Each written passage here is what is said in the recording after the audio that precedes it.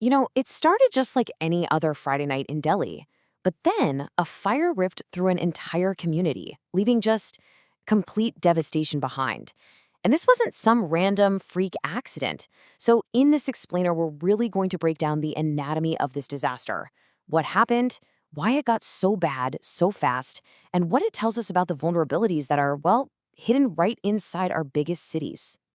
Okay, so it all kicks off with just one single moment. The time is 10:50 p.m. And somewhere in that huge, sprawling city, a phone starts ringing at the Delhi Fire Service. An alarm goes off. And right there, a crisis is just starting to unfold. And by the time the sun came up the next morning, this is the number that would define everything that happened that night: 500. Roughly 500 homes. We're talking about hundreds of makeshift shanties, each one holding a life, a family, all of them just engulfed in flames. So you have to ask, right?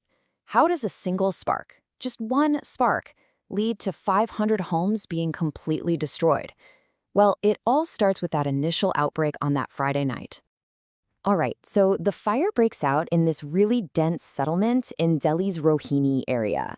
And look, we're not talking about just one building here. This was a whole community, hundreds of families living in these makeshift homes. The authorities, they knew right away this was bad. They classified it as a medium category blaze, which is basically a signal that things were serious and spreading fast. So with the fire spreading like that, the clock is absolutely ticking. The emergency response had to be huge, and it had to be now. It was quite literally a race against an inferno. And this timeline, it just shows what a grueling all-night battle this was. The first call, remember, comes in at 10:50 p.m. And for the next 7 hours, firefighters are just working relentlessly, calling in more and more help. It wasn't until about 6 in the morning that they finally got the blaze under control. And just to really appreciate the scale of that effort, think about this number: 29.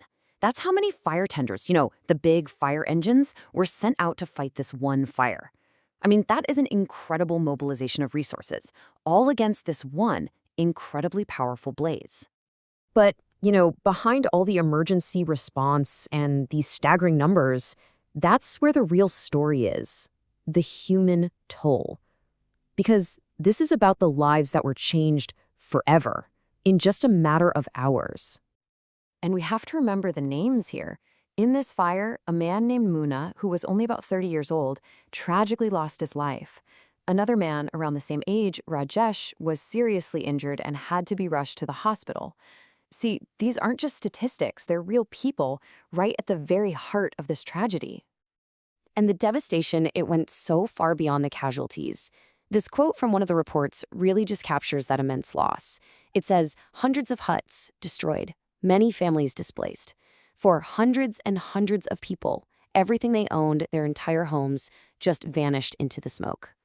So all of this leads us to a really crucial and honestly a pretty difficult question. Was this just a terrible, terrible accident, or was it something more? Was this tragedy in some ways predictable?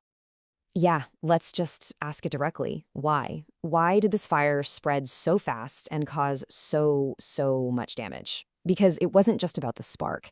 It was about the environment that spark landed in. Okay, so to really get the why, you first have to understand the where. The fire happened in what's called an informal settlement. So what does that mean? Well, these are super high-density areas, right? They're often built without any official oversight, and they're missing the basic infrastructure and safety nets that, frankly, a lot of us just take for granted. And these exact conditions, they created a perfect storm of risk. I mean, think about it. The huts were made of highly flammable stuff like plastic and tin. You had cooking gas cylinders exploding, basically acting as fuel for the fire. The homes were packed so tightly together, creating a literal tinderbox.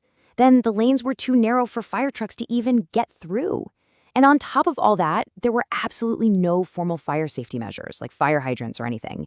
It was just a disaster waiting to happen. So as the smoke starts to clear, what happens next? Now we have to look at what comes after the ashes, the official investigation, and, of course, the relief efforts. Right away, the official machinery kicks into gear. First, an investigation is launched to figure out the exact cause. Was it a short circuit, a cylinder blast? At the same time, the police register a case. And most importantly, relief efforts start, trying to get temporary shelter, food, and water to the hundreds of families who've lost everything. But what's next in the long run? Because this story, it doesn't just end when the fire is out.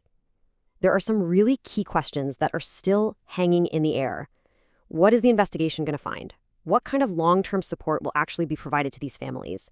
And maybe the biggest question of all, will this tragedy lead to new policies to make these settlements safer and improve how our emergency services can even get to them?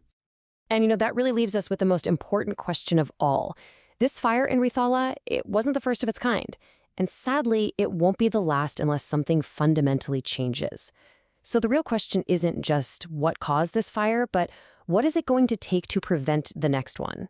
And that's a huge question. It's about policy, it's about urban planning, and ultimately, it's about how we choose to protect the most vulnerable people living in our cities.